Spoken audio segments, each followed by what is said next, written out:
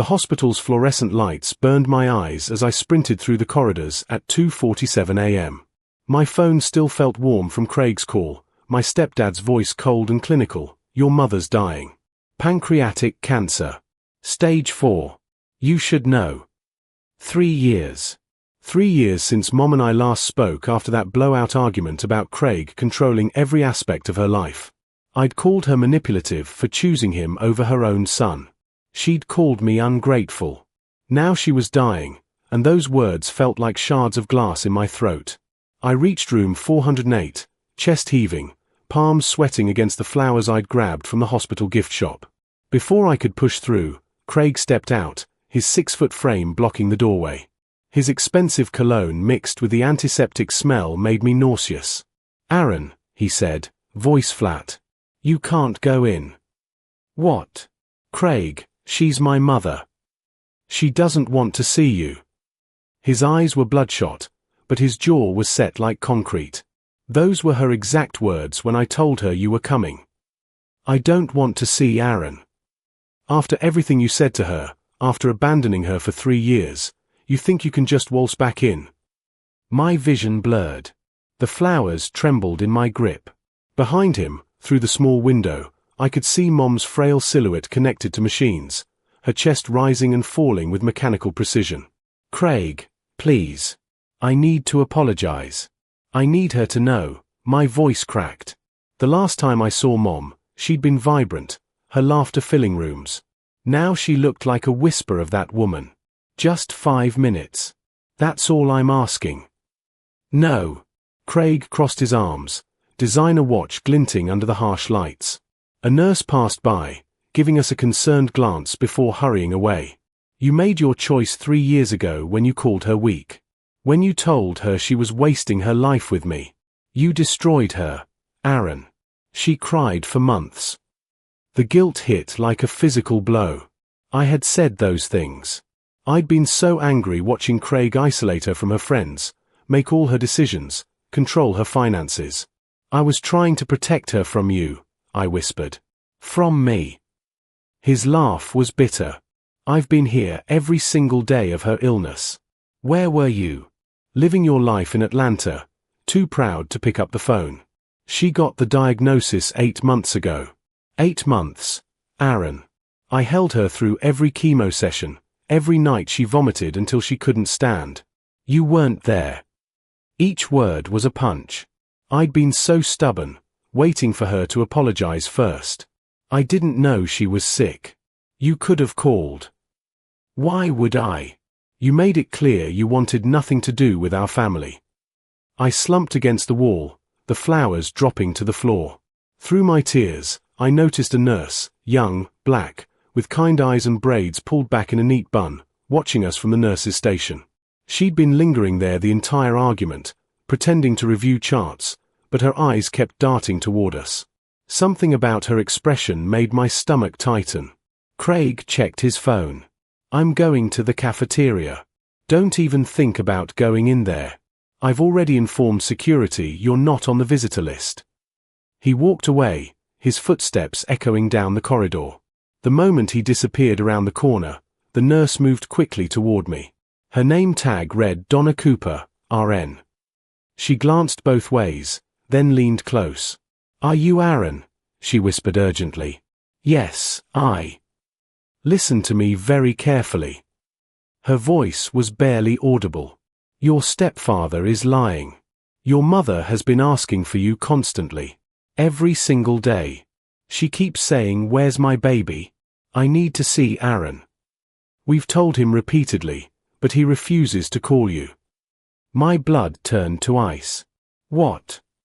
"There's more." Donna's hands trembled as she gripped my arm. I wasn't supposed to see this, but 3 days ago, I walked in on him holding a pillow over her face. She was struggling, trying to push him away, but she's so weak. Jesus Christ.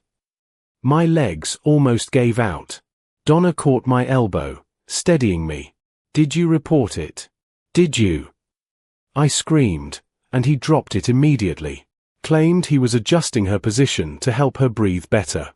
My supervisor believed him because he's been so attentive, so devoted. I filed a report anyway, but nothing happened. He's a respected pharmaceutical executive, very influential. I'm a 26-year-old nurse who's been on the job 8 months. The hallway spun. Craig. Charming, successful Craig who'd swept my mother off her feet 4 years ago. Craig who'd slowly cut her off from everyone who cared about her. Why are you telling me this? Because she's dying, and she deserves to see her son. And because, Donna pulled out her phone, fingers flying across the screen. I've been documenting everything. Look. She showed me a video dated 2 days ago. Mom, barely conscious, whispering, "Aaron, need my Aaron, please." Then Craig's voice off camera. "He doesn't want to see you, Lillian. He told me you're dead to him."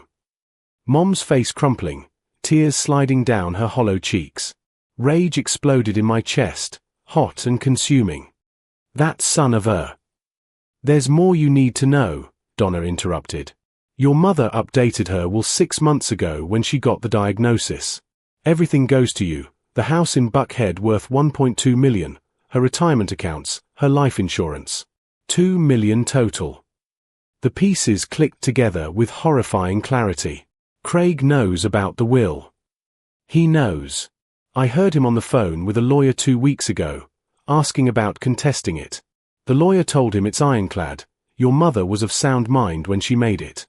His exact words were, unless she dies before reconciling with Aaron, in which case emotional estrangement might provide grounds. Donna's eyes blazed with righteous anger. He's keeping you away so she'll die believing you abandoned her. Then he can claim she was mentally unstable from grief when she wrote you into the will. My hands clenched into fists. He's going to kill her.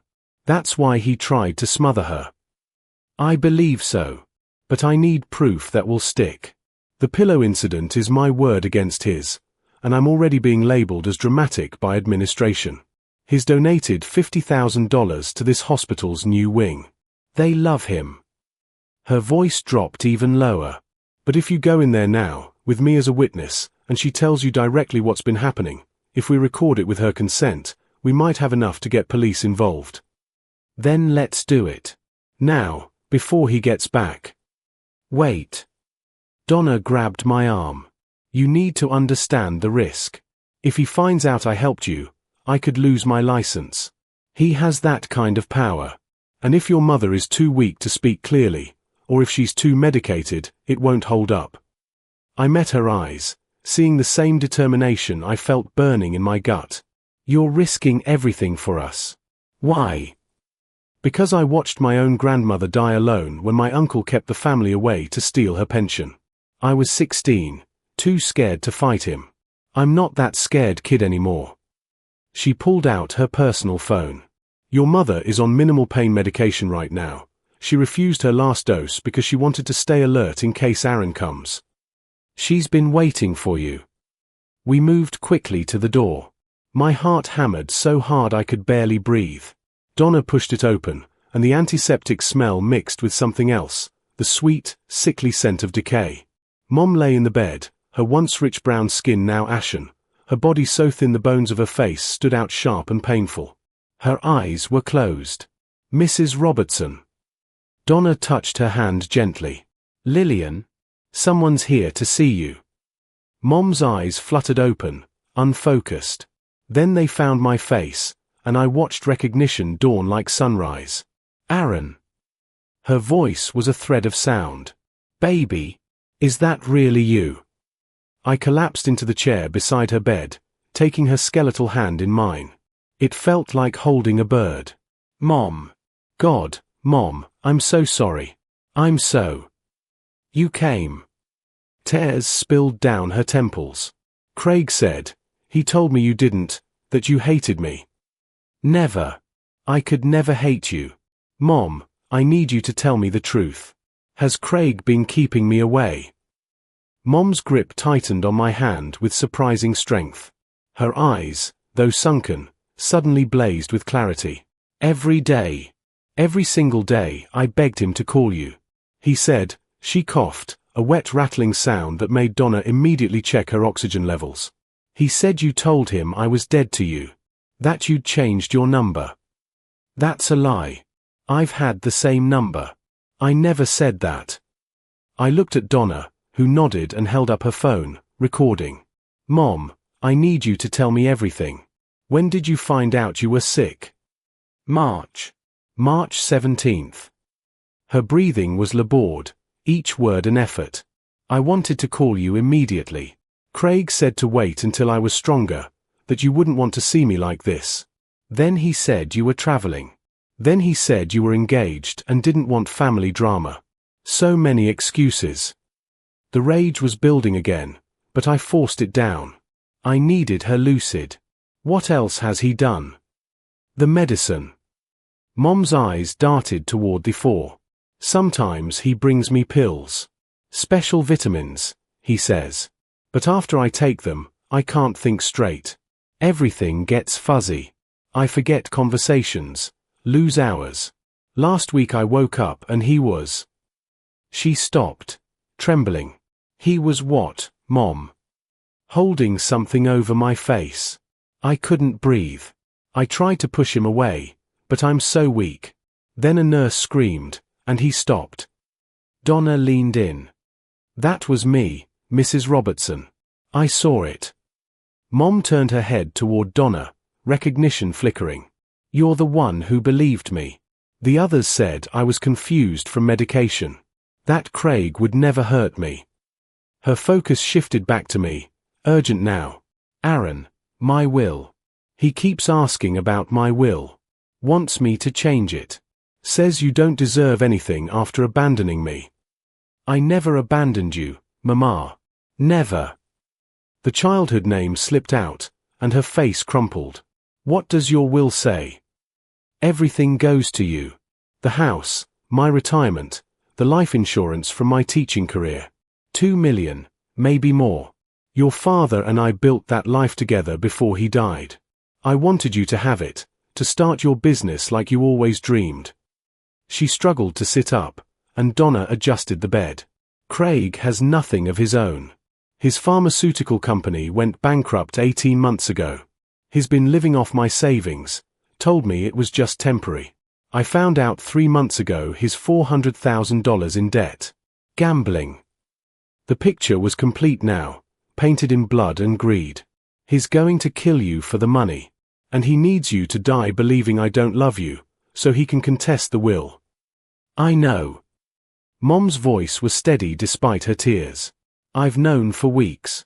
But I'm so weak, Aaron. The cancer, the treatment, I can barely stay conscious. I tried to tell the doctors, but he's always there, always explaining things away. He's so charming. Donna spoke up. Mrs. Robertson, with your permission and Aaron as witness, I'd like you to repeat everything you've told us. We're recording. We're going to take this to the police. Mom nodded weakly. Yes. Please. I don't want to die like this, afraid in my own room. She looked at me with such love it hurt. I need you to know I never stopped loving you. Every night I prayed you'd somehow know I needed you. And here you are. I love you too, Mama. We're going to fix this. We're. The door slammed open. Craig stood there, coffee in hand, his face transforming from surprise to fury in seconds. What the hell is this? I told you she didn't want to see you.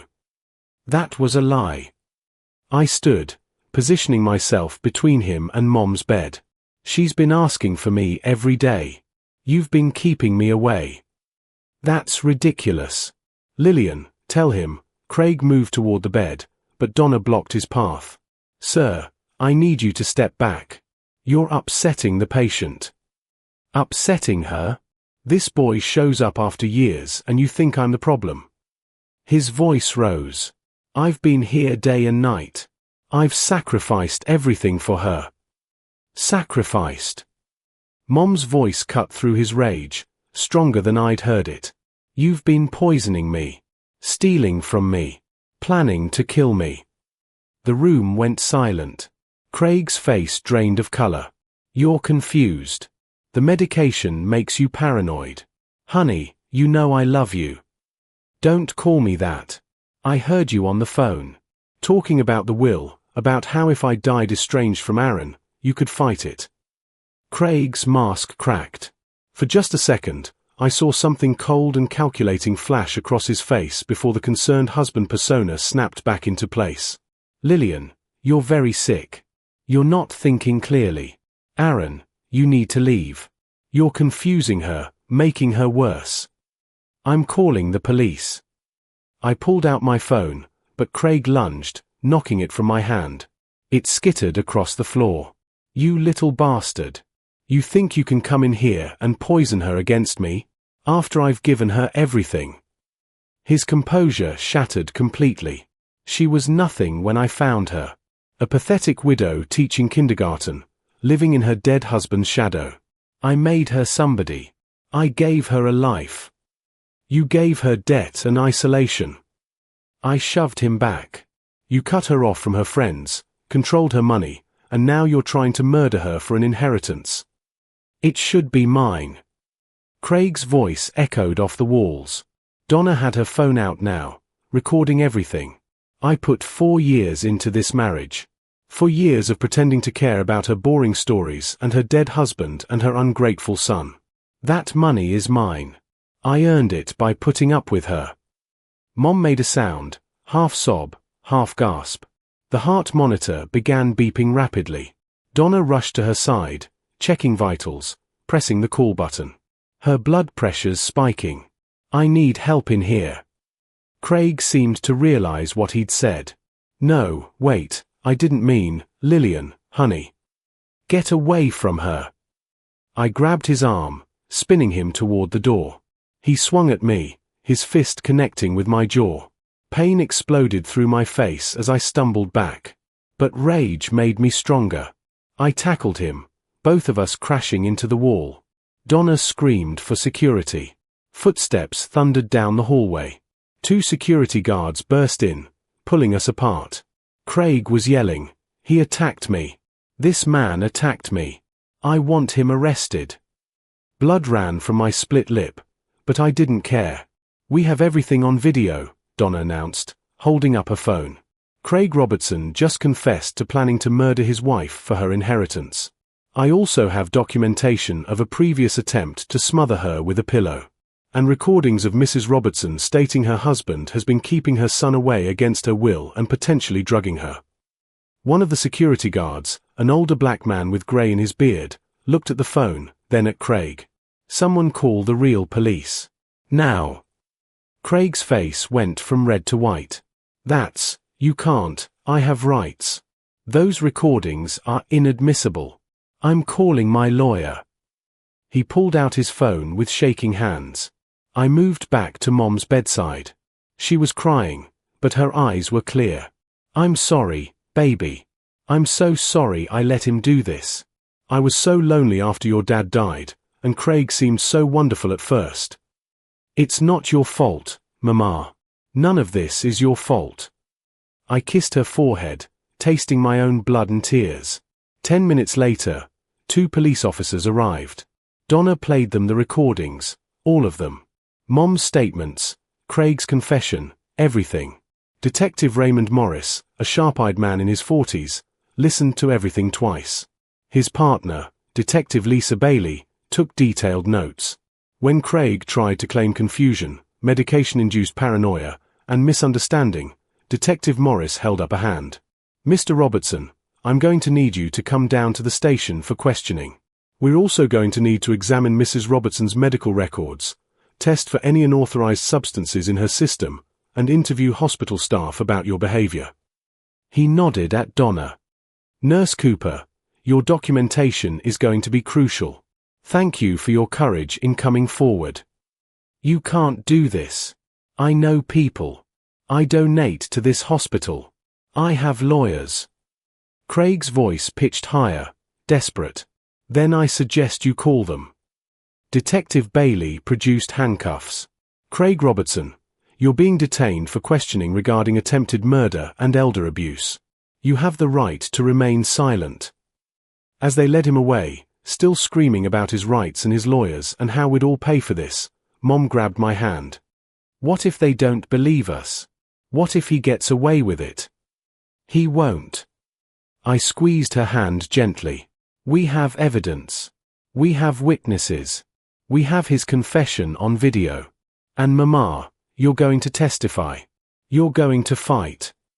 I don't know if I have much fight left in me, baby. Then I'll fight for both of us.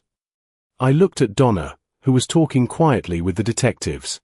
We both will. All of us who love you. Over the next 3 hours, the hospital became a crime scene. They tested Mom's 4 fluids, her medications, even her water pitcher. They found Ambien in her 4 bag, enough to keep her confused and compliant, but not enough to kill her outright. Detective Morris explained that Craig had been slowly increasing doses, probably planning to claim she'd accidentally overdosed in her confused state. The pillow incident was likely a moment of impatience, a mistake that could have exposed him if Donna hadn't been brave enough to report it despite the blowback. Mom spent her last 6 weeks at a different hospital, in a private room with 24-hour security. I never left her side. We talked about everything: Dad, my childhood, her regrets, my dreams. She met my girlfriend, Samantha, and made me promise to name my first daughter after her. Craig was denied bail after they found internet searches on his computer for undetectable poisons and natural-looking deaths from cancer. His trial was set for 9 months out. Mom smiled when she heard that. Good. I hope I live long enough to testify and watch him go to prison. She didn't. She passed peacefully on a Tuesday morning in September, holding my hand, telling me she loved me with her last breath. But she died knowing the truth, knowing I loved her, knowing Craig would face justice. He was convicted of attempted murder and sentenced to 25 years. At the sentencing, I stood up and spoke. You tried to steal her death from her. You tried to make her die alone and afraid. But you failed. She died surrounded by love, and you'll die in a cage. That's justice. I used part of Mom's inheritance to start a foundation supporting nurses like Donna who report elder abuse. Because if you believe people like Craig should face consequences for their greed and cruelty, you need to support those who speak up. Hit subscribe if you believe vulnerable people deserve protection. Only manipulators and abusers won't subscribe. Comment justice for Lillian if you stand against people who prey on the sick. And if you can't stand predators like Craig Robertson, comment love always wins. Because it does. Eventually, it does.